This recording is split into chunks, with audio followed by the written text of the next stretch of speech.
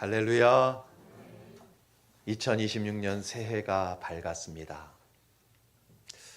그러나 우리가 30년, 50년, 70년 그 정도 인생을 살아보면 새해가 왔다고 우리가 새로워지는 것은 아니라는 사실을 경험적으로 알고 있습니다. 사람이 새로워지는 유일한 길은 예수 그리스도 안에 있을 때에만 새로워지는 줄로 믿습니다. 오늘 찬양대가 찬양한 것처럼 올 한 해 예수 그리스도 안에서 범사에 예수 그리스도가 중심이 되는 저와 여러분의 인생길이 될 수 있기를 진심으로 축복합니다. 우리 옆 사람과 인사하겠습니다. 사랑합니다. 감사합니다. 오늘도 은혜 받으세요.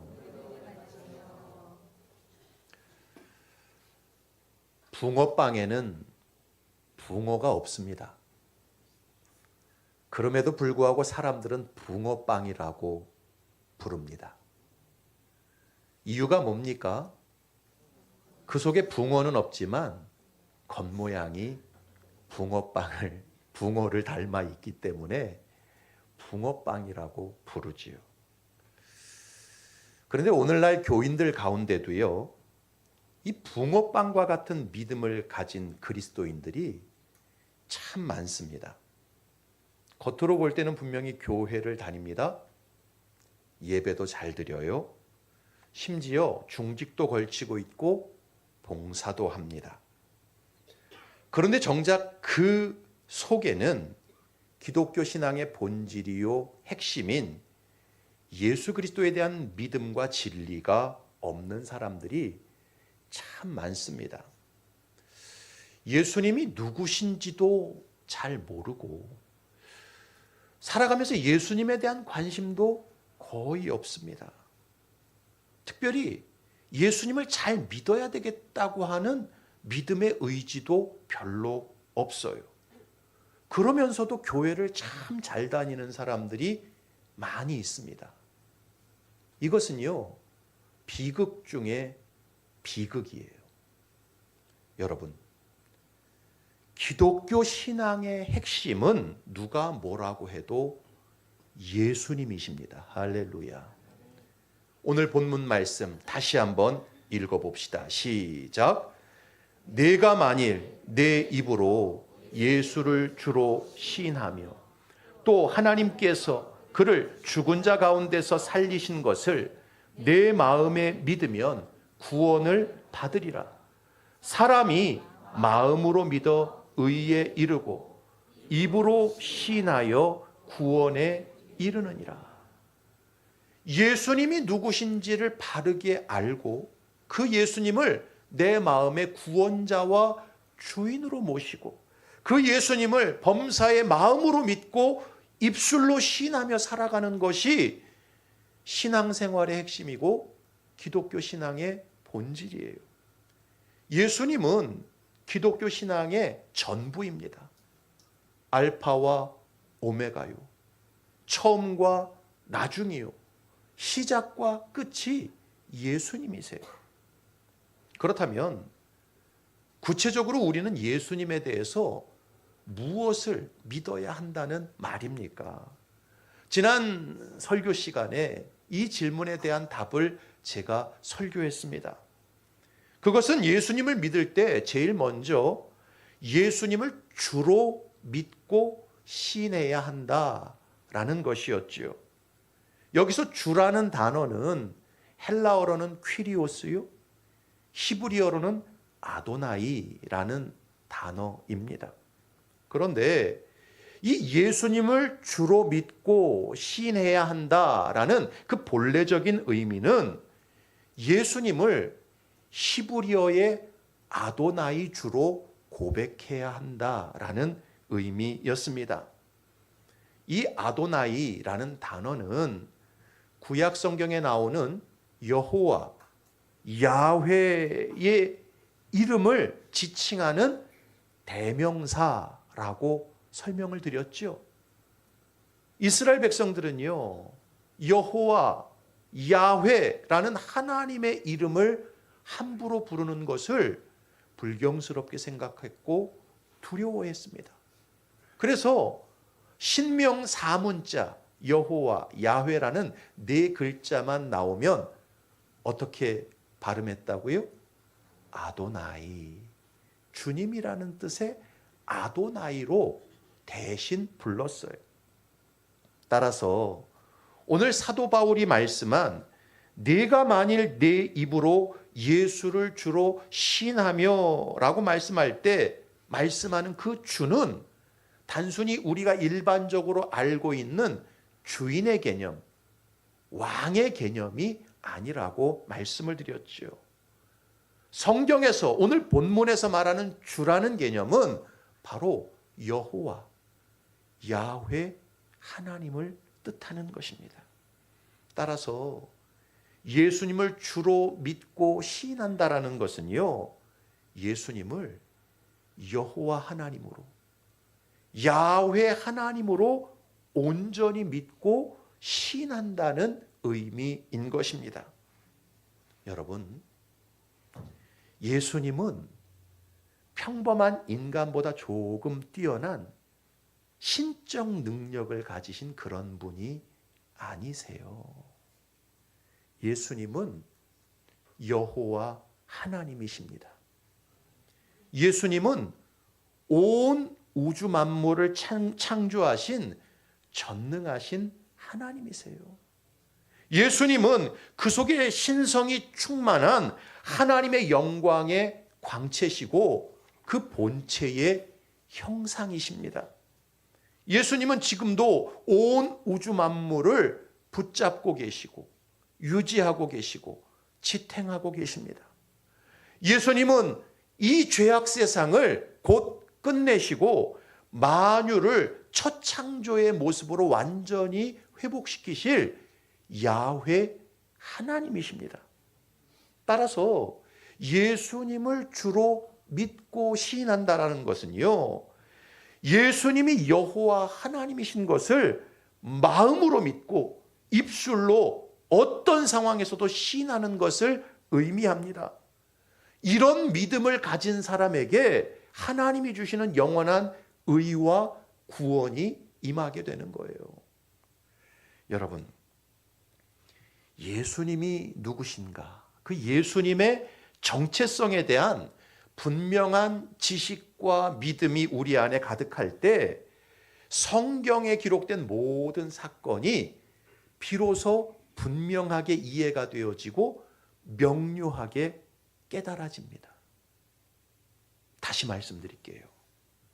예수님이 누구신가? 그 정체성에 대한 분명한 지식과 믿음이 우리 안에 온전할 때 성경 이야기가, 성경의 기록들이 완전히 이해가 되어지고요, 명료하게 깨달아지게 되는 거예요. 특별히 복음서에 기록된 모든 사건들이 예수님이 여호와 하나님이신 것을 증거하는 사건들이라는 사실을 우리가 깨닫게 되는 거예요. 그냥 읽으면요, 이게 와닿지가 않아요. 예수님이 누구신지 그 정체성에 대한 지식과 믿음이 없으면 성경은 다 사기치는 내용 같아요. 예수님이 여호와이신 것을 성경은 계속해서 증거하고 있습니다.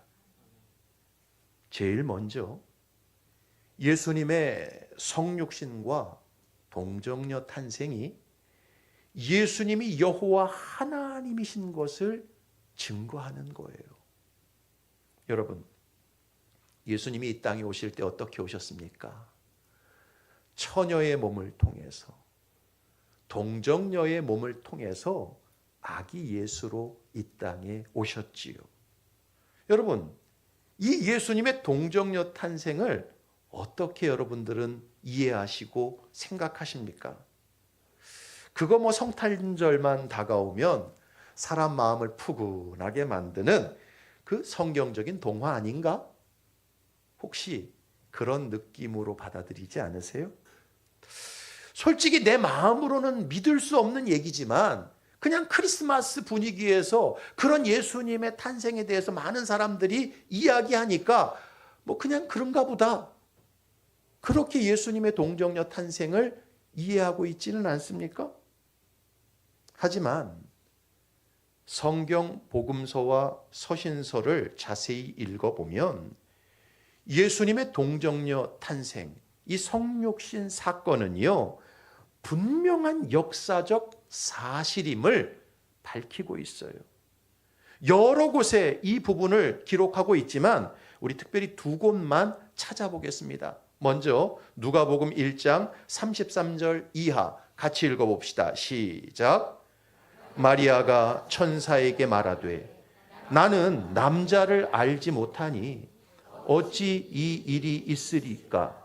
천사가 대답하여 이르되 성령이 내게 임하시고 지극히 높으신 이의 능력이 너를 덮으시리니 이러므로 나실 바 거룩한 이는 하나님의 아들이라 일컬어지리라. 보라, 내 친족 엘리사벳도 늙어서 아들을 배었느니라. 본래 임신하지 못한다고 알려진 이가 이미 6달이 되었나니 대저 하나님의 모든 말씀은 능하지 못하심이 없느니라. 마리아가 이르되 주의 여종이오니 말씀대로 내게 이루어지이다 하매 천사가 떠나가니라. 여러분, 누가복음은 누가 기록했습니까? 누가가 기록했지요. 의사 누가가 이 누가복음을 기록했는데요. 왜 이 누가복음을 의사 누가가 기록했는지 그 목적을 누가복음 1장 1절 이하에서 밝히고 있어요. 같이 한번 읽어봅시다. 시작. 우리 중에 이루어진 사실에 대하여 처음부터 목격자와 말씀의 일꾼된 자들이 전하여 준 그대로 내력을 저술하려고 붓을 든 사람이 많은지라. 그 모든 일을 근원부터 자세히 미루어 살핀 나도 데오빌로 각하에게 차례대로 써 보내는 것이 좋은 줄 알았노니 이는 각하가 알고 있는 바를 더 확실하게 하려 함이로라. 우리 중에 이루어진 사실에 대하여 누가는 누군가가 만들어낸, 누군가가 꾸며낸 이야기를 기록한 것이 아니라 역사 한복판에서 이루어진 사실에 대하여 기록하기 위해 붓을 들었습니다. 그래서 누가가 그 사실을 자세하게 기록하여 누가복음의 최초의 수신자인 이 데오빌로에게 예수님에 대한 지식과 믿음을 더욱 확실하게 해주려고 이 누가복음을 기록한 거예요. 그런데 그 누가복음 1장에 제일 먼저 어떤 내용이 나와요? 예수님의 동정녀 탄생. 남자의 씨로 이 땅에 온 것이 아니라, 죄인의 씨로 이 땅에 태어난 것이 아니라 성령 하나님의 역사로 이 땅에 육신을 입고 오신 그 사건을 기록하고 있는 것입니다. 여러분, 예수님의 동정녀 탄생, 육신을 입고 이 땅에 오신 하나님, 그 사건은요, 사람이 만들어낸 거짓 동화가 아니에요. 자, 두 번째로 빌립보서 2장으로 한번 가보겠습니다. 빌립보서 2장 5절 이하 같이 읽어봅시다. 시작. 너희 안에 이 마음을 품으라.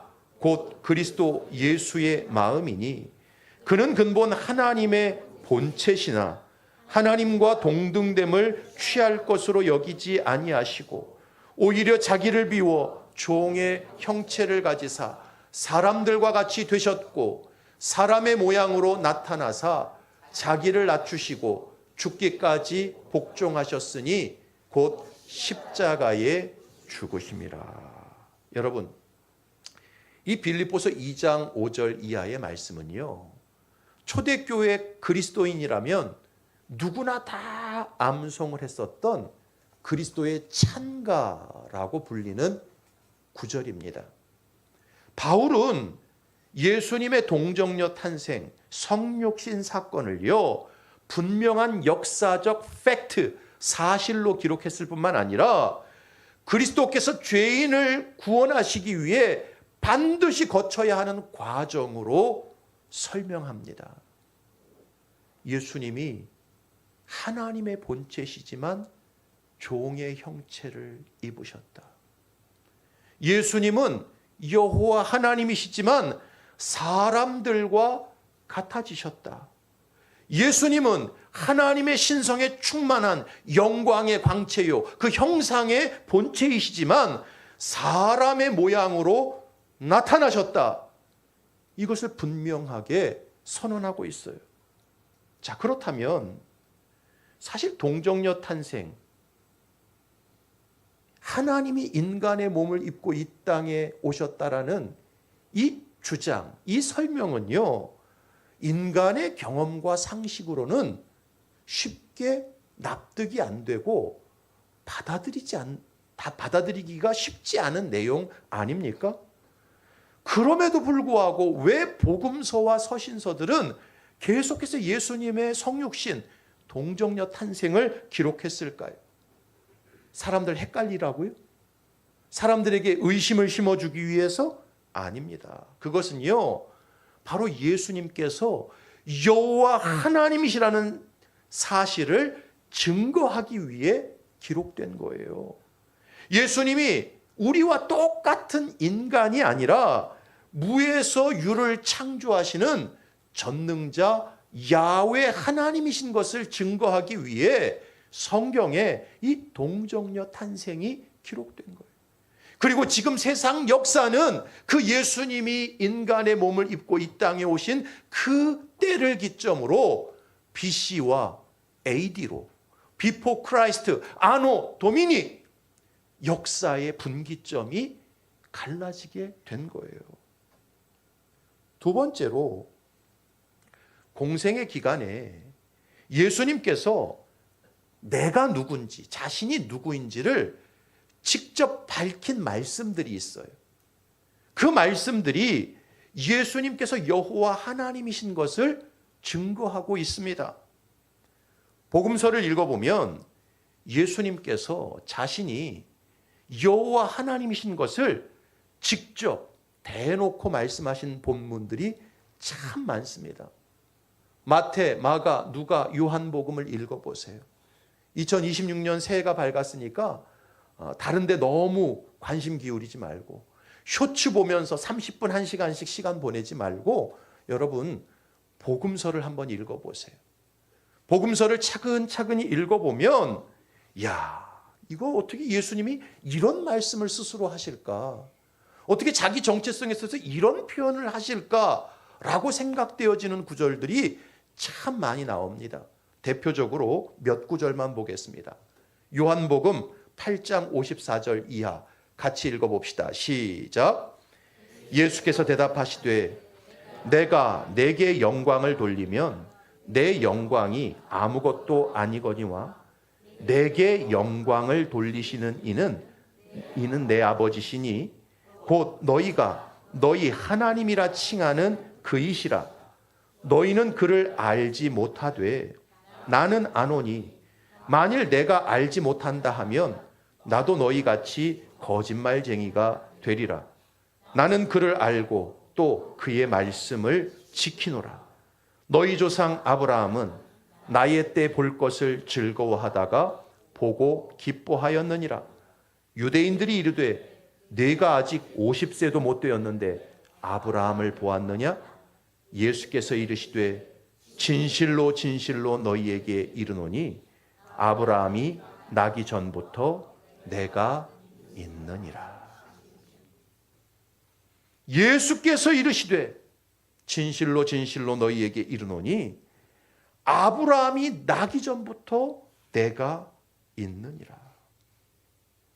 예수님은요, 하나님 아버지를 친아버지로 부르셨어요. 이런 표현은요, 당시 유대인들에게는요, 너무나 생경한 표현이었습니다. 어찌 감히 사람이 여호와 하나님을 아버지라고 불러?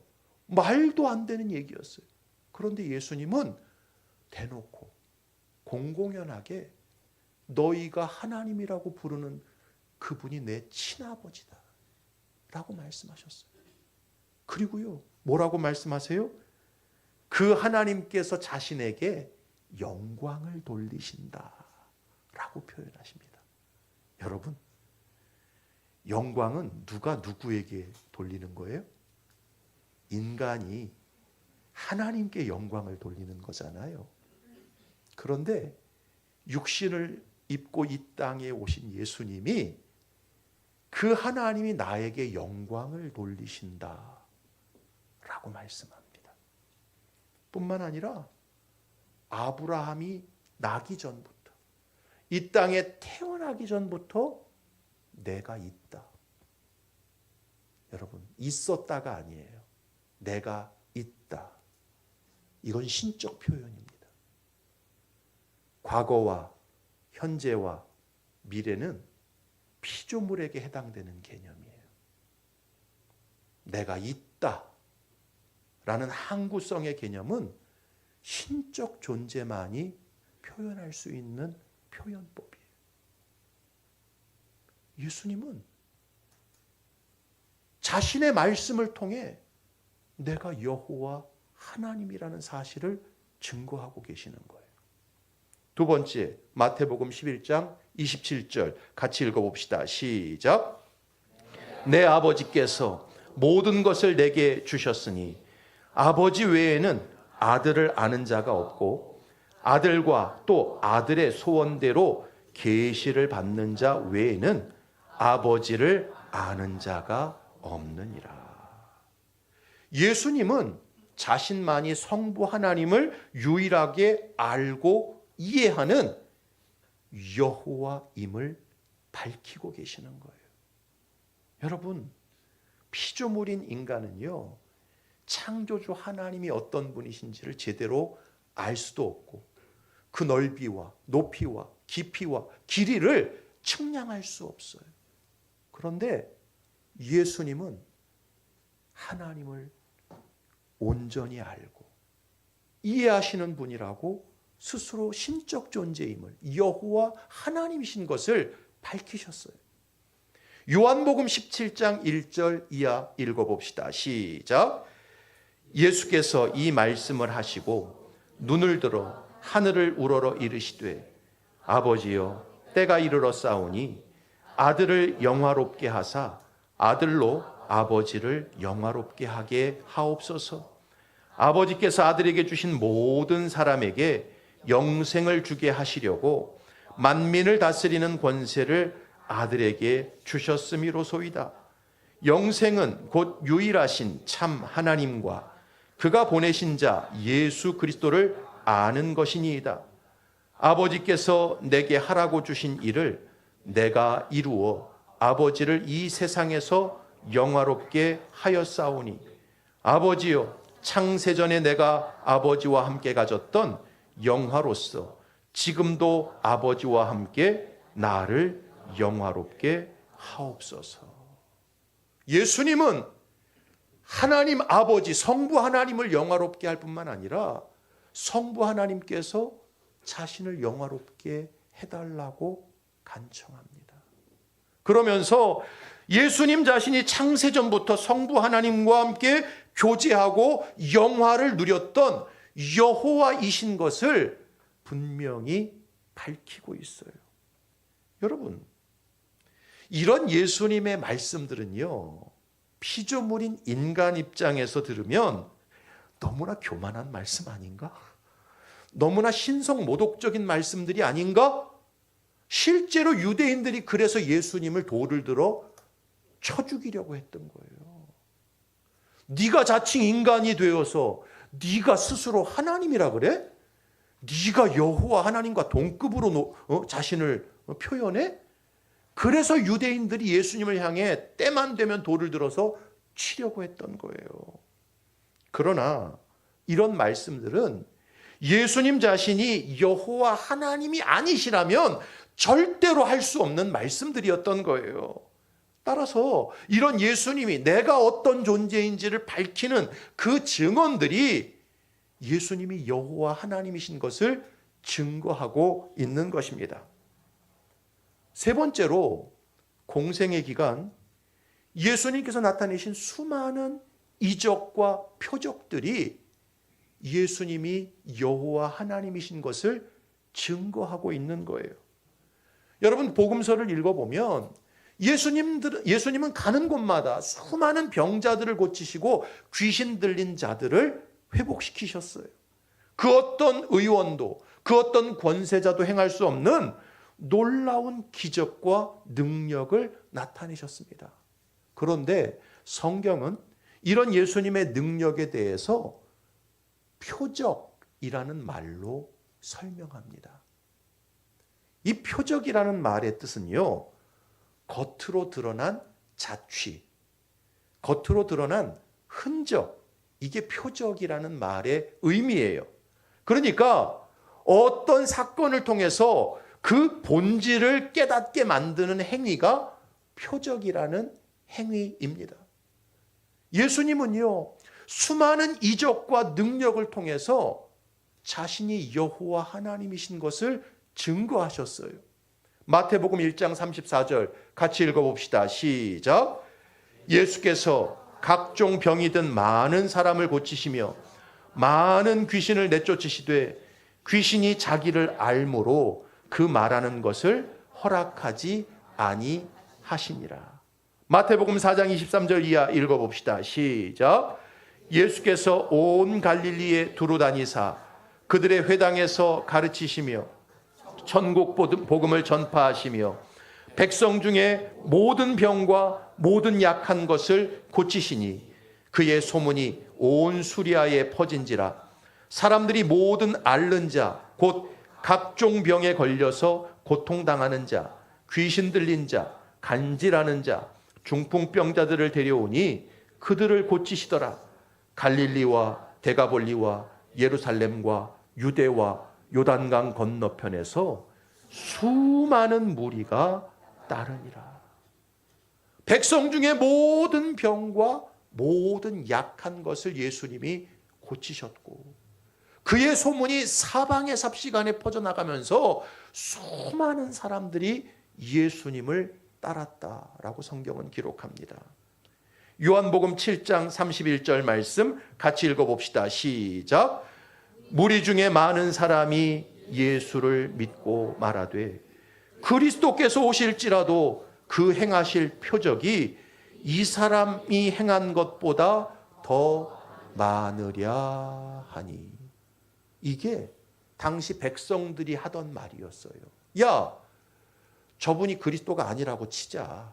그런데 진짜 그리스도가 온다 한들 이분이 행한 이런 표적, 이런 능력만큼 많이 행할 수 있겠냐? 이게 당시 사람들이 예수님을 향해서 평가하던 말이었어요. 그렇다면 예수님께서 공생의 기간 동안 이렇게 놀라운 표적과 능력을 많이 나타내신 이유가 뭘까요? 사람들에게 주목을 받기 위해서? 인기를 얻기 위해서? 그들의 병을 고쳐주고 돈을 벌기 위해서? 아니었지요. 그 표적과 능력을 통해서 예수님이 아도나이 주님, 여호와 하나님이신 것을 증거하고 깨닫게 하기 위해 이 놀라운 표적들을 예수님이 나타내신 것입니다. 예수님이 그런 표적과 능력을 아무리 나타내도 예수님이 여호와이신 것을 믿지 않으니까 나중에 예수님이 뭐라고 말씀하는 줄 아세요? 요한복음 14장 11절 같이 읽어봅시다. 시작. 내가 아버지 안에 거하고 아버지께서 내 안에 계심을 믿으라. 그렇지 못하겠거든 행하는 그 일로 말미암아 나를 믿으라. 누구도 행할 수 없는 놀라운 이적과 표적들을 나타내셨어요. 그래도 믿지 않으니까 내가 행하는 그 일을 통해서 내가 여호와인 것을 믿으라. 내가 구약 성경부터 무에서 유를 창조한 야훼 하나님인 것을 믿으라. 그렇게 말씀하셨던 거예요. 마지막 네 번째, 예수님의 부활 사건이 예수님이 여호와 하나님이신 것을 온전히 증거하고 있는 것입니다. 오늘 본문 9절 말씀 같이 읽어봅시다. 시작. 내가 만일 내 입으로 예수를 주로 시인하며 또 하나님께서 그를 죽은 자 가운데서 살리신 것을 내 마음에 믿으면 구원을 받으리라. 예수님이 여호와 하나님이신 것을 믿고 시인한 것과 동시에 하나님이 그를 죽은 자 가운데서 살리신 것을 믿고 시인할 때 구원을 받는다. 두 번째로 말씀합니다. 요즘 교회 다니는 사람들 중에 예수님의 부활을 믿지 않는 사람들이 의외로 많아요. 내가 목사고 신학자고 또 중직자라 할지라도 그거 예수님의 부활? 그건 신화야. 그건 사람들이 만들어낸 이야기야. 믿지 않는 사람들이 의외로 많습니다. 그러나 신약 성경은요, 예수님께서 그 육체로 십자가에 못 박혀 죽으셨을 뿐만 아니라 그 육체가 무덤에 장사되었고 사흘 만에 그 육체가 죽은 자 가운데서 살아나신 것을 분명히 기록하고 선포합니다. 먼저 성경을 보면 예수님의 무덤이 비어 있었다는 사실을 목격했던 여인들의 이야기가 기록되어 있어요. 마가복음 16장 1절 이하 같이 읽어봅시다. 시작. 안식일이 지나매 막달라 마리아와 야고보의 어머니 마리아와 또 살로메가 가서 예수께 바르기 위하여 향품을 사다 두었다가 안식 후 첫날 매우 일찍이 해 돋을 때에 그 무덤으로 가며 서로 말하되 누가 우리를 위하여 무덤 문에서 돌을 굴려주리요 하더니 눈을 들어본즉 벌써 돌이 굴려져 있는데 그 돌이 심히 크더라. 무덤에 들어가서 흰 옷을 입은 한 청년이 우편에 앉은 것을 보고 놀라매 청년이 이르되 놀라지 말라. 너희가 십자가에 못 박히신 나사렛 예수를 찾는구나. 그가 살아나셨고 여기 계시지 아니하니라. 보라, 그를 두었던 곳이니라. 안식 후 첫날 막달라 마리아와 야고보의 어머니 마리아와 살로메가 예수님 시신의 향품을 발라드리기 위해 갔다가 예수님 살아나셨고 그 무덤에 비어있는 모습을 직접 목격했음을 성경은 기록합니다. 그리고 베드로 역시 그 부활하셨다는 예수님의 소식을 듣고 주님의 무덤까지 달려가서 그 무덤이 비어있는 모습을 확인했다는 내용이 기록되어져 있어요. 누가복음 24장 11절 읽습니다. 시작. 사도들은 그들의 말이 허탄한 듯이 들려 믿지 아니하나 베드로는 일어나 무덤에 달려가서 구부려 들여다보니 세마포만 보이는지라. 그 된 일을 놀랍게 여기며 집으로 돌아가니라. 여기 우리 교회 이름 나오네요. 세마포만 보이는지라. 예수님 시신을 쌌던 그 세마포만 남아있고 예수님은 온데간데 없이 사라진 그 모습을 베드로가 직접 목격했어요. 그리고 예수님의 부활을 목격했던 경비병들, 그들을 통해 그 소문이 퍼져나갈까 봐 대제사장과 장로들이 많은 돈을 경비병들에게 찔러주고 헛된 소문을 퍼뜨렸던 이야기까지 성경에 기록되어 있어요. 마태복음 28장 11절 이하 읽어봅시다. 시작. 여자들이 갈 때 경비병 중 몇이 성에 들어가 모든 된 일을 대제사장들에게 알리니 그들이 장로들과 함께 모여 의논하고 군인들에게 돈을 많이 주며 이르되 너희는 말하기를 그의 제자들이 밤에 와서 우리가 잘 때에 그를 도둑질하여 갔다 하라. 만일 이 말이 총독에게 들리면 우리가 권하여 너희로 근심하지 않게 하리라 하니 군인들이 돈을 받고 가르친 대로 하였으니 이 말이 오늘날까지 유대인 가운데 두루 퍼지니라. 성경은요, 예수님이 죽은 자 가운데서 그 육체로 부활하신 것이 역사적 사실이고 실제임을 밝히고 있습니다. 그리고 여러분, 이 예수님의 부활이 역사적 사실이 아니었다면 기독교는 해프닝으로 끝날 종교였어요. 2000년 전에 이미 소멸할 종교였습니다. 그렇다면 성경이 계속해서 예수님의 육체의 죽음과 부활을 말씀하는 이유가 도대체 뭐냐라는 거예요. 아유, 성경은 믿기도 어려운 얘기를 계속 얘기해. 믿을 수 없는 얘기를 억지로 믿으라고 우리한테 자꾸 강요하는 것 같아. 그런 의미로 이 예수님의 부활 사건을 기록한 거예요? 아닙니다. 성경이 예수님의 죽음과 부활을 기록한 이유는 예수님이 여호와 하나님이신 것을 증거하기 위해 기록한 거예요. 할렐루야. 사랑하는 성도 여러분, 온 우주 만물을 창조하신 여호와 하나님은 스스로 계신 자입니다. 자존자이십니다. 모든 만물의 제1원인자이시고 모든 사건의 제1동인자가 바로 여호와 하나님이세요. 그런데 예수님께서 바로 그 여호와 하나님이신 거예요. 예수님께서 삼위일체 하나님이신 것입니다. 그래서 얼마든지 예수님은요, 동정녀의 몸을 통해서 육신의 몸을 입고 이 땅에 오실 수 있는 것이고, 얼마든지 예수님은 자신이 여호와 하나님이신 것을 자기 입으로 스스로 밝히실 수 있었던 거예요. 예수님이 여호와 하나님이시기 때문에 얼마든지 죽은 자들을 살리실 뿐만 아니라 병자들을 고치시고 귀신 들린 자들을 멀쩡하게 만드실 수 있었던 것입니다. 예수님께서 여호와 하나님이시기 때문에 장사된 지 사흘 만에 죽음을 이기고 다시 부활하실 수 있었던 것입니다. 예수님께서 성경에 기록된 모든 초자연적인 역사를 통해 인간을 구원하실 수 있는 이유는 예수님 자신이 여호와 하나님이시기 때문입니다. 무에서 유를 창조하신 전능하신 하나님이시기 때문입니다.